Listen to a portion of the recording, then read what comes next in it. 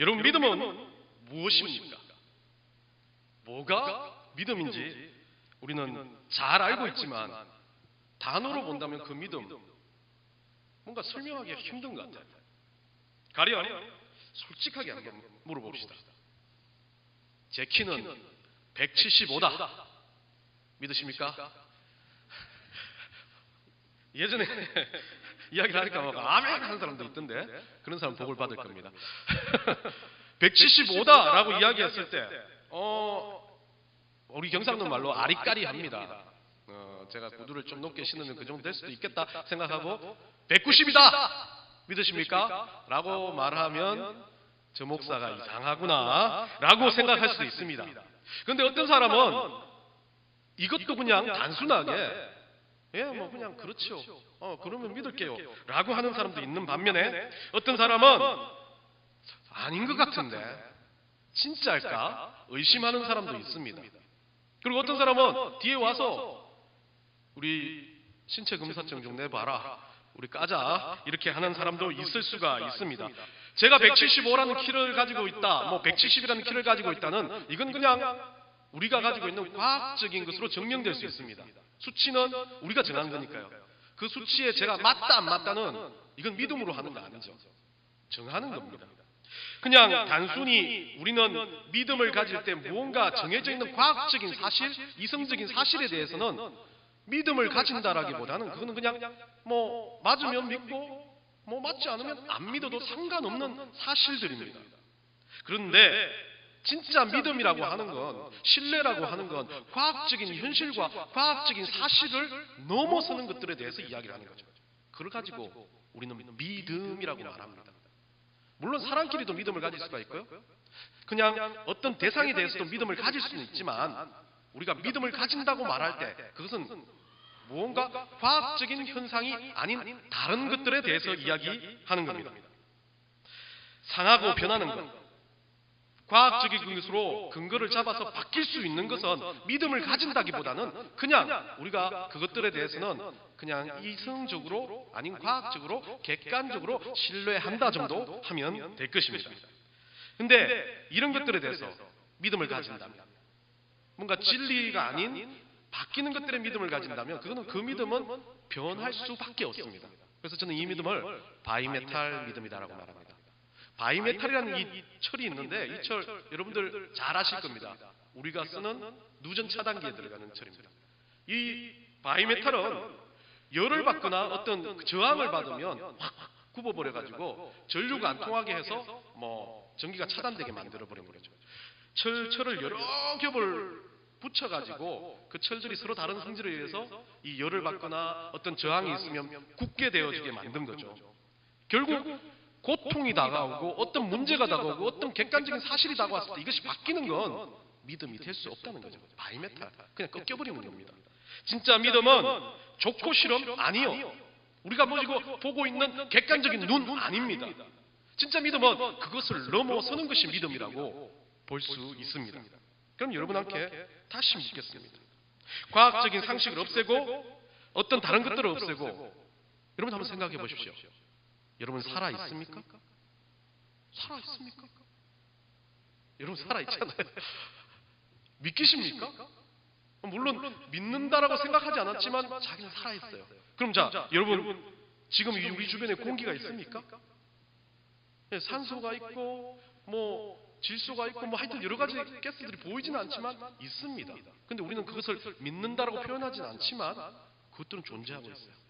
믿음이라는 건 어찌 보면 우리가 그것에 대해서 믿는다라고 고백하는 것이 아니라 우리가 가지고 있는 그냥 자연스러운 삶 속에 녹아져서 그것들이 우리에게 벌써 어떤 것도 흔들지 않는 불변의 법칙이 되어진 겁니다. 바이메탈처럼 왔다 갔다 구부러지는 것이 아니라 일생이 힘들고 여러 가지가 힘들어도 변화되는 것이 믿음이 아니라 그건 내 목을 쳐도 그건 사실이야. 어떤 과학적인 증명을 갖다 놔도 그것은 사실이라고 그것은 내가 믿고 있으라고 말한다면 그게 믿음이라는 겁니다.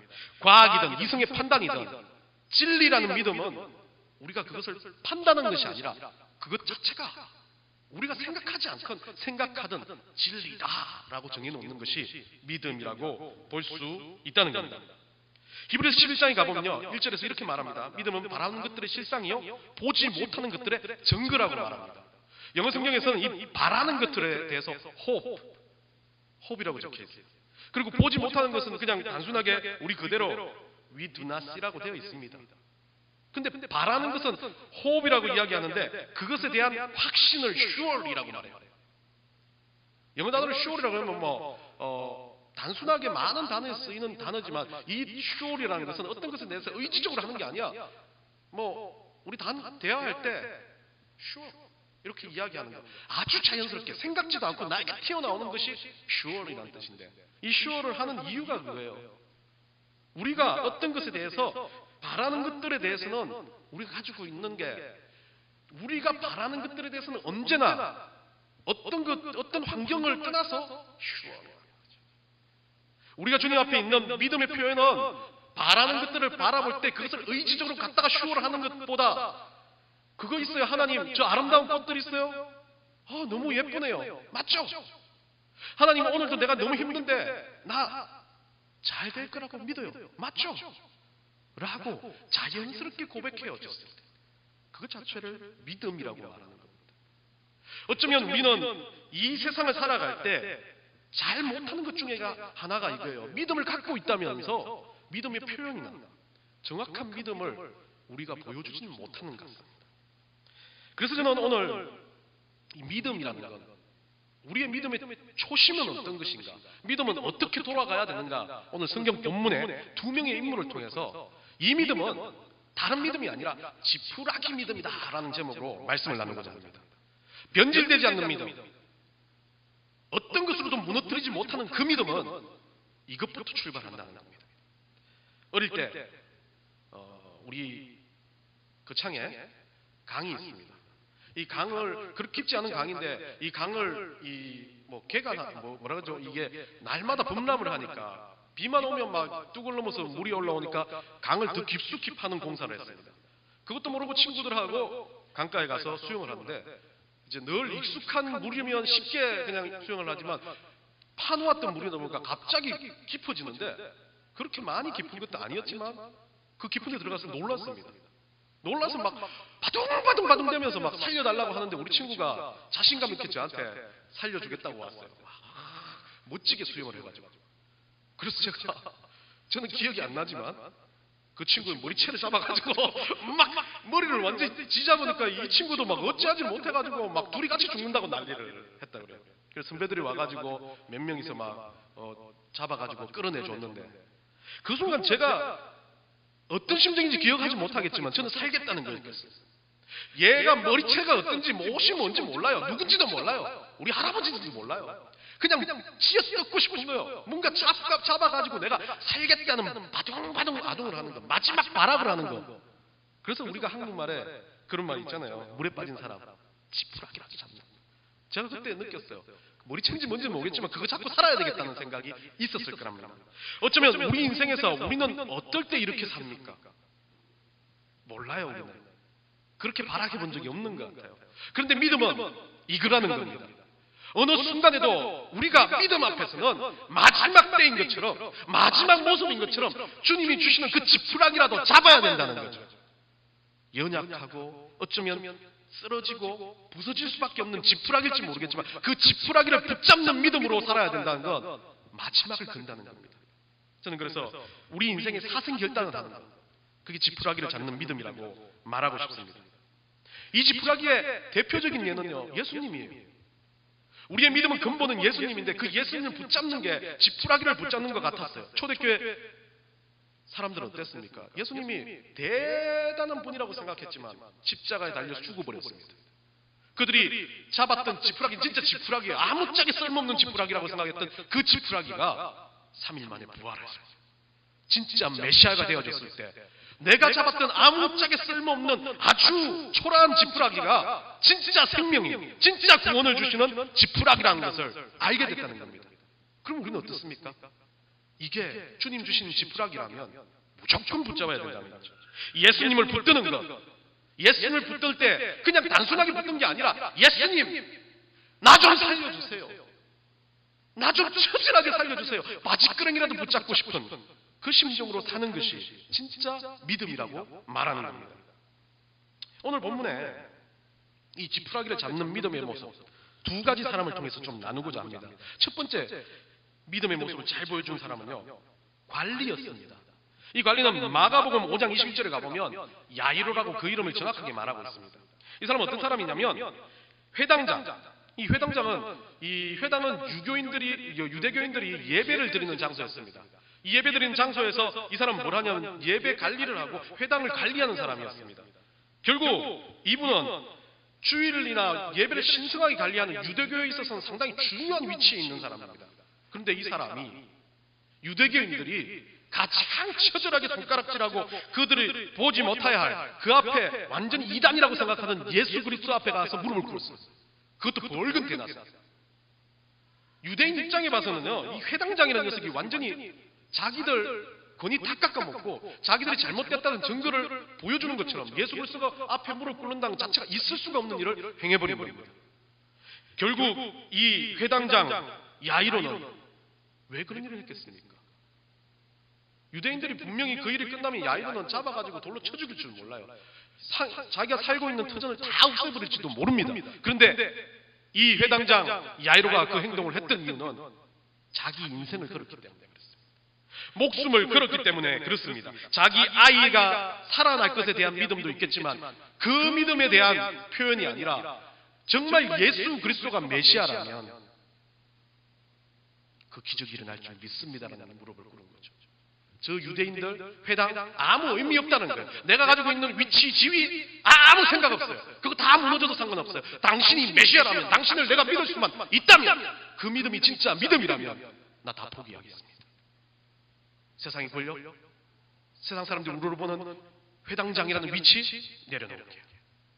그 대신 제가 바라는 건 우리 딸이 우리 예수님의 권능에 의해서 하나님의 아들인 당신의 능력이라면 살릴 수 있다면 그거 해주십시오. 그런데 확신 있습니까? 없습니까? 없어요. 믿음이 없다면. 참 웃기게도 이 사람이 실수해서 판단했다면 어떻게 됩니까? 패가 망신입니다. 애도 죽고 회당장에서 쫓겨나고 걸뱅이처럼 길거리를 쫓아다녀야 될 수밖에 없는 상황에 접하는데 이 사람은 어떻게 했습니까? 내가 거지가 된다. 우리 딸이 죽은들 다 고려했을 거예요. 이성적인 판단이 막 들어왔을 테니까 그때 어떻게 생각해요? 이성적인 판단 다 때려잡아 놓고 그냥 믿음은 이거다라고 나가는 거죠. 내가 밑바닥에 처해도 상관없다. 내가 공경에 처해도 상관없다. 믿음이란 건 저분이 예수 그리스도가 구세주라면 나는 그걸로 끝났다. 내가 거지가 된들 내 딸이 죽은들 이유가 있을 거다라고 생각하죠. 그렇기 때문에 갈 수 있습니다. 그렇기 때문에 버릴 수 있습니다. 목숨을 걸었던 믿음의 표현입니다. 자기 인생을 걸었던 믿음의 표현입니다. 해당장 야이로에게 뭐가 들어왔습니까? 딸이 살아나는 기적이 일어났습니다. 그 가족이 예수 그리스도를 알고 구원을 얻는 하나님의 크신 영광에 들어가는 축복을 받은 겁니다. 결국은 단순한 믿음이 아니었습니다. 자기가 가지고 있던 모든 환경과 모든 것들을 포기할 수 있는 그 마음이 있었을 때 우리 주님은 그 야이로의 믿음을 받으신 겁니다. 이 첫 번째 야이로라는 사람의 이야기가 끝나고 난 다음에 성경에서는 너무나 더 야이로의 이야기가 충격적인 겁니다. 그런데 더 충격적인 이야기가 나옵니다. 12년을 혈루병을 앓았던 여인입니다. 이 여인은 수많은 의사한테 가보았겠지만 병은 더욱 심해졌을 겁니다. 이 병이 피가 마르지 않는 병이다 라고 이야기했을 때 여성에서 그런 병들은 두 가지 중 하나의 가능성인데 기능성 자궁출혈과 기질적 자궁출혈 두 가지라는데요. 이 기능성 출혈 같은 경우는 원래부터 피가 계속 나니까 아프지가 않는다고. 근데 기질적이라는 이런 것은 염증이나 그 안쪽에 뭐 암이라든지 여러 가지가 있을 수 있기 때문에 그로 인해서 출혈이 일어나는 거예요. 이는 뭐 고통스러워서 견딜 수가 없다는 겁니다. 근데 성경에 봐서는 이 여인은 그동안 할 수 있는 걸로 봐서는 제가 보기에는 기능성 자궁출혈 가능성이 큽니다. 어릴 때부터 그랬을 거예요. 그렇게 살아왔을 겁니다. 12년 동안 그렇게 했으니까. 근데 피가 멈추지 않는 건 여러분들 아시죠? 이 빈혈 환자들도 마찬가지지만 피가 모자라서 오는 거는 사람이 힘이 없습니다. 그냥 움직이는 것도 힘듭니다. 그런데 거기에 덧붙여서 유대인의 결례를 보면 피가 묻어있다. 여인들의 그 어떤 한 달에 한 번씩 걸리는 것도 문제가 되어서 격리를 시켜버리는데, 피는 생명의 근원이라고 생각하는 걸 자꾸 자기 몸에서 쏟아나온다면 이 여인은 악마와 같은 존재, 사단 같은 존재예요. 저런 병을 걸렸다는 건 분명히 저 여인은 문제가 있다, 마녀 같은 존재가 되는 겁니다. 사람들하고 사회생활을 할 수가 없었죠. 결국은 보면요, 이 여인은 육체적인 상처는 그렇게 커 보이진 않겠지만 힘이 없어요. 그럴 수가 없을 수도 있습니다. 그런데 커 보이지 않는 육체적인 상처보다 더 심각한 상처가 마음의 상처입니다. 사람들은 자기를 마녀처럼 봐요. 사단처럼 봐요. 인간으로 보지 않습니다. 누구와도 자기를 상대해주지 않고 근처에 막 다가오지도 않으려고 합니다. 사람들은 이 여인이 길거리에 나오면 돌로 쳤을 거예요. 더러운 여인이 나타났다. 원래 결례에 그렇습니다. 격리되어 있는 동안 나오면 안 돼요. 그런데 이 여인은 어떻게 해요? 아무리 옷을 갈아입어도 피가 나오는데요. 냄새가 나잖아요, 피비린내가. 그리고 치맛자락이 젖어 있을 수밖에 없잖아요. 사람들은 그 여인을 보면서 지독하게 구박하고, 어쩌면 지나가는 아이들 아시죠? 아이들은 부모의 소리를 듣고 자라잖아요. 저 여인은 마녀다, 저 여인은 사단이 신 여인이다, 귀신 신 여인이다 라고 이야기하면 아이들은 그 여인만 나오면 돌로 치는 거예요. 때려잡아야 된다고 생각하니까. 성경에 기록되지 않지만 이런 고통들이 이 여인한테 있었을 겁니다. 정상적인 생활을 못하는 여인이에요. 괴롭고 힘들고 죽고 싶어서 매번 어쩌면 이 여인은 자살을 시도했는지도 몰라요. 그런데 끈질긴 목숨 살아야 되기 때문에 죽지 못해 사는 인생으로 이 여인은 살아갑니다. 삶을 포기하지 못해 살아가는 것이 아니라 포기해도 실패하니까 살아가는 여인이 됐을 겁니다. 야이로는 건강해요. 야이로는 믿음을 보일 예 중에서도 괜찮은 예예요. 근데 이 여인은 믿음을 보인다는 것 자체가 싫은 여인이에요. 사람을 믿을 수가 없는 여인입니다. 근데 이 여인이 예수의 소식을 듣습니다. 어딘가 기적을 일으키고 병고침을 준다는 그 예수 그리스도가 자기 지역으로 오고 있다. 밖을 나가지 않았어요. 그냥 어두운 가운데서 물면목음에 누가 밥을 주겠어요? 자기 친척들이 있었겠지만 그래도 친척들도 싫어했을 겁니다. 굶주려 있는 상태였을 겁니다. 그런데 이 여인이 군중 앞에 나선다는 건 이거는 거의 미친 짓과 마찬가지입니다. 예수 그리스도가 다가오는데 온다고 해서 이 여인이 나왔는데 잘 걸을 수 있겠어요? 비틀비틀거리다가 예수 그리스도 보는 수십 미터 앞에서 이 여인은 쓰러졌을지 모릅니다. 쓰러져서 오늘 성경에 보면요, 뭐라고 되어 있냐면 뒤로 갔다는 거예요. 뒤로 돌아가서 그 예수의 옷자락을 만졌다라고 말합니다. 만지면 병고침을 받을 거라는 믿음을 가지고. 참 웃기게도 무리 가운데 이 여인이 갈 때 사람들 태도가 어땠을까요?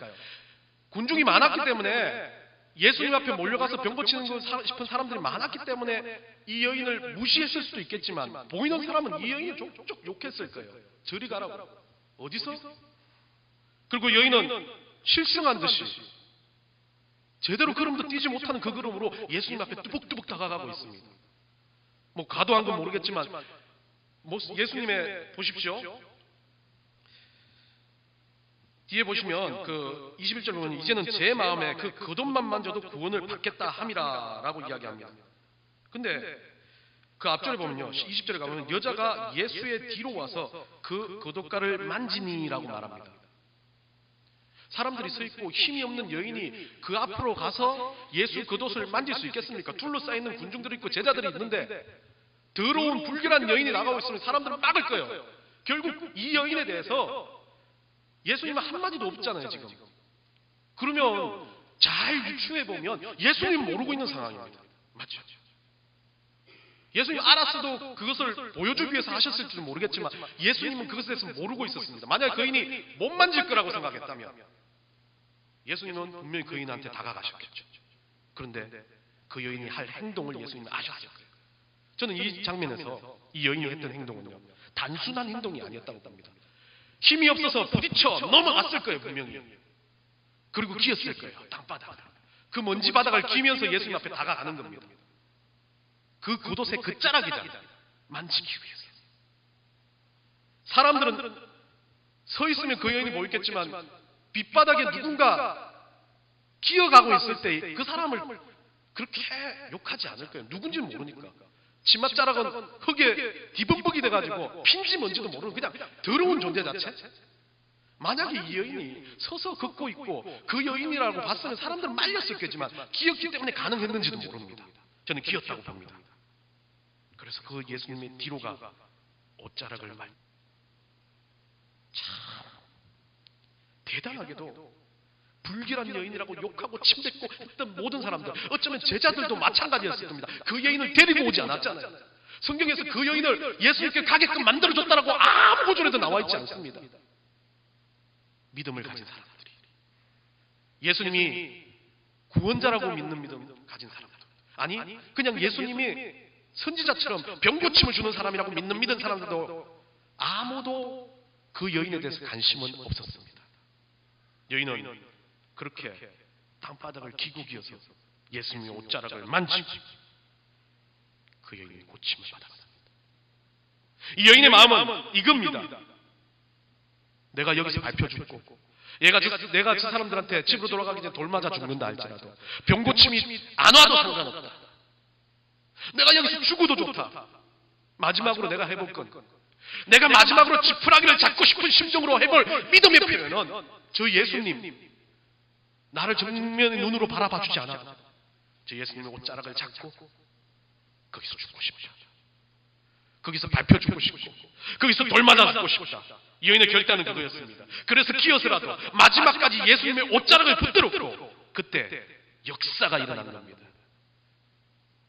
참,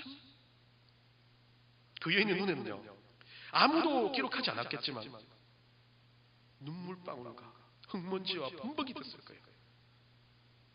스스로가 알았을 겁니다. 혈루의 근원이 끊어졌다라고 이야기하는 부분이 나오는데 그 여인이 피와 흙과 땀의 눈물의 범벅이 되어서 우리 주님 앞에 자기의 고침받음에 대해서 스스로 가슴에서 견디지 못하는 기쁨으로 맞이했을 겁니다. 그리고 이 여인은 어땠을까요? 달랐을 겁니다. 성경에 기록되지 않았지만 이 여인의 삶은요 어떤 사람들보다 진짜 믿음의 백성으로 사는 겁니다. 자기가 목숨 걸고 그 믿음을 얻었기 때문에 목숨 걸고 그 믿음을 지켰을 겁니다. 그리고 나서 어떻게 했을까요? 목숨 걸고 그 믿음을 갖고자 하는 사람들 앞에 나아갔을 겁니다. 그 군중과 달랐습니다. 여러분들 중풍병자 친구들을 데리고, 중풍병자인 친구를 데리고 지붕을 뚫어서 예수님께 내려줬던 4명의 사람들을 향해서 예수님이 그렇게 말했습니다. 너희들의 믿음이 야의 배움을 고쳤다. 그런데 이 여인 앞에서 수많은 군중이 있었고 많은 사람이 있었지만 제자들도 있었지만 이 여인 앞에서는 누구도 믿음으로 나아가는 그 여인 옆에 믿음의 동력자가 없었습니다. 지푸라기를 잡고자 하는 그 믿음을 가졌던 사람이라면 그 여인을 보고 알았을 텐데 자기 병고침 때문에, 자기가 가진 이기심 때문에, 자기만 믿으면 된다는 생각 때문에 어느 누구도 이 지푸라기를 잡고자 하는 그 여인의 믿음에 동참하지 못했습니다. 그래서 예수님 말합니다. 그 여인의 믿음 때문에, 네 믿음 때문에 네가 구원을 받았다. 네 믿음 때문에 구원받았다는 게 얼마나 저는 가슴 절절히 아팠는지 몰라요. 힘들어서 고통받는 그 여인이 지 믿음으로 됐다. 주변의 믿음의 사람들은 다 어떻게 갔냐. 진짜 지푸라기의 믿음은 이겁니다. 내가 받았던 구원이 간절하고 내가 받았던 구원이 확실하다면 그 믿음을 행하는 겁니다. 우리는 어떻습니까? 잘 믿는다고, 열심히 믿는다고, 또 열심히 믿으려고 노력하지만 내 믿음 채우기도 부족하다라고 생각하고 사는 건 아닙니까? 우리는 솔직히 현실 앞에 믿음을 버립니다. 우리는 솔직히 어떤 환경 앞에서 믿음을 포기할 때도 많습니다. 죽기까지 그 믿음을 지키고자 사모했던 그 믿음이 내가 앞에 있는 고통 하나 때문에 순식간에 사그라드는 것을 경험합니다. 그런데 이 여인은 자기 인생을 걸고 했던 이 믿음을 가지고 인생을 살았을 거라고 저는 믿습니다. 믿음은 단순하게 얻는 것이 아닙니다. 우리가 가진 이 믿음은 예수님의 목숨을 담보로 우리의 인생을 걸어서 얻은 겁니다. 그렇다면 우리는 어떻게 살아가야 합니까? 이 장면의 여인처럼 야이로처럼 내가 가지고 있는 권력이 아니라, 내가 가지고 있는 육체 질병이 아니라 그것들을 뛰어넘는 믿음을 보여줄 수 있어야 합니다. 고린도전서 13장에 여러분들 사랑장에는 유명한 사랑장에서 그렇게 말하잖아요. 믿음 뭐 모든 것 다 있어도 믿음은 뭐가 중요한 거냐? 믿음은 이거 없으면 울리는 꽹과리와 같다라고 말합니다. 이거 없으면 아무것도 아니라고 말합니다. 믿는다는 것 자체가 이게 기반이 된다는 거죠. 믿으면 이게 넘쳐 나온다는 거죠. 믿으면 이거를 통해서 무언가를 바꿀 수 있는 역사적인 일들을 이룬다는 겁니다. 사랑이라는 거죠. 지금 이 여인들 앞에, 이 여인 앞 주변에 있었던 사람 앞에 누가 사랑이 있었습니까? 아무도 없었습니다. 우리가 좀 고통당해요. 누군가에서 손가락질 당해요. 믿음이 있는 사람은요, 그 사람까지도 사랑하는 거예요. 왜?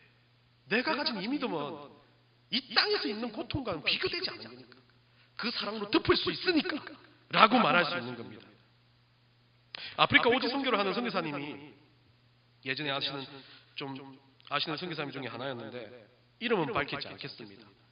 이 아프리카 선교를 하고 이제 미국에 잠깐 안식년에 들어와 있는 상황에서 저를 만났었는데, 저는 궁금했어요. 나이도 좀 지긋이 들었고 몸도 죽을 병을 걸렸던 경험이 있는 사람 왜 하필이면 아프리카입니까? 라고 물어보았습니다. 그러자 그 선교사님이 자기가 그 병 때문에, 죽을 병 때문에, 여러분들 잘 아시는 그 병 때문에, 암 때문에 병원을 전전하다가 거의 뭐 말기 가까이 되는 암이었는데, 전전하다가 어떤 병동에서 자기 옆에 있는 아이를 만났어요. 그 아이는 똑같은 소아암 환자였습니다. 그 아이가 그냥 자기는 그때는 아무것도 하기 싫고 마지막을 가야 되는데, 내가 죽는다는 것 자체가 너무 황당하더래요. 아무것도 안 해놨는데. 뭐 그때가 한 뭐 젊을 때 30, 40대였다라고 그렇게 이야기하니까. 그러니까 자기 인생에서 이제 열심히 살아야 될 때 딱 말기암 환자를 판단한다고 하니까 자기 인생은 이제 그냥 어떻게 가야 될지도 모르는 공허한 상황이 돼버린 거죠. 그래서 그 병원 입원실에서 그 아이를 만났는데, 그 아이가 자기한테 말을 걸더래요. 친구가 되자. 꼬마 아이가. 걔는 병원에 오래 생활을 했고, 이 분은 이제 말기암이라고 판정받고 거기서 입원을 하고 있는 상황인데, 그 아이가 친구가 되어서 이런저런 이야기하다가 아이가 예수님에 대해서 이야기하더래요. 그래서 저는 일생에 처음으로 30년, 40년 인생을 살면서 처음으로 예수님의 이야기 들어봤대요. 그래서 그때 말씀을 보게 되고 성경을 읽게 되고 그 성경 안에서 주신 복음을 받아들이게 됩니다. 그리고 그 아이가 친구가 돼서 막 이렇게 지내다가 그 아이한테 어느 날 한번 물어봤대요. 너는 왜 처음에 나한테 말을 걸어줬어? 너는 왜 나하고 친구가 되고 싶었어? 라고 물었대요. 그러니까 그 아이가 그랬대요. 아프니까요. 같이 아프니까요. 아저씨 마음을 내가 이해할 것 같으니까. 그렇게 말했답니다. 결국 그 아이는 천국으로 갔대요. 그리고 그 천국을 간 뒤 이 선교사님은 그렇게 수술을 해보니까 심한 말기가 아니었던 그 암이었고, 다시 건강을 회복하게 된 다음 신학교를 갔고, 신학교 다니면서 자기가 뭘 해야 될까 고민을 하면서 기도했대요. 그런데 기도하는데 이 아이의 말, 아프니까 라는 단어가 너무 자기 가슴에 절실히 와닿았다. 그래서 자기도 진짜 그런 아픈 곳으로 가야 되겠다. 아프니까 아프리카로 가자. 웃으면 안 되는데. 그렇게 생각해야 돼요. 단순하게. 그리고 아프리카로 갔고 자기 인생을 아프리카 선교사로 살아가게 됐다고 합니다. 여러분, 지푸라기의 믿음을 가진 사람은 이런 거예요. 내가 경험해봤습니다. 내가 예수 믿기 전에 어떤 사람이었는지, 내가 예수 믿고 나서 어떻게 변했는지, 내가 예수 믿고 나서 어떻게 변해가야 될지 알고 있는 사람입니다. 우리에게 가장 중요한 건 동질감, 우리에게 사랑이 있어야 된다는 거죠. 믿음으로 보는 사랑의 눈. 그게 없다면 우리는 어떤 것도 할 수 없다는 겁니다. 사랑이 있으면요, 야고보서 2장 17절에 말하는 것처럼, 이 야고보가 말하는 것처럼 행하는 믿음을 할 수 있어요. 행함이 없는 믿음은 그것 자체가 죽은 거라 그러잖아요. 여인 옆에 있는 사람들은 믿음이 없었어요.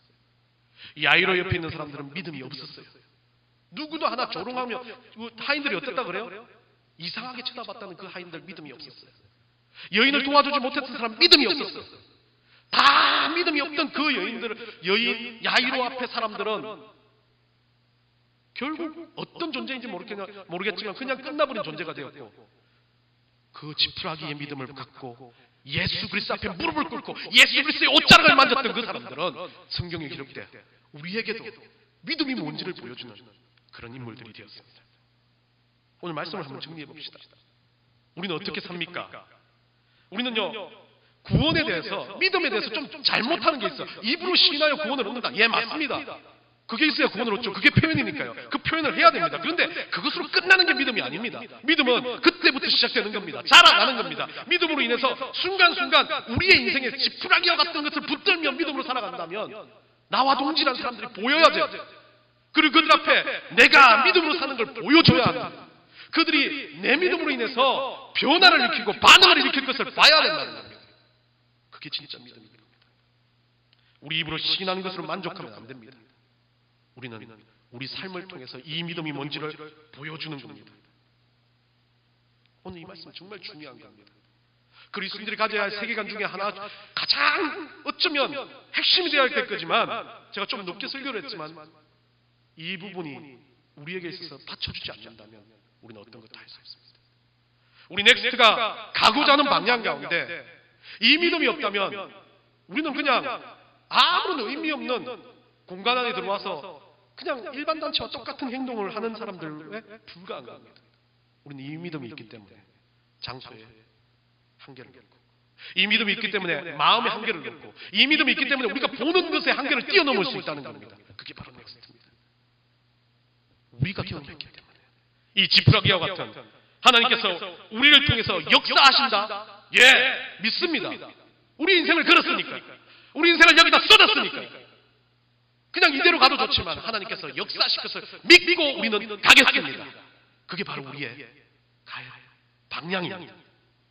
오늘 이 지푸라기 같은 믿음을 붙들고 살아가는 우리들에게 하나님은 정말 그 여인처럼, 야이로처럼 구원 주실 것, 기적을 베풀어 주실 것을 준비하고 계시다면 우리는 오늘도 마지막처럼 이 지푸라기 같은 믿음을 붙잡기를 간절히 소원합니다.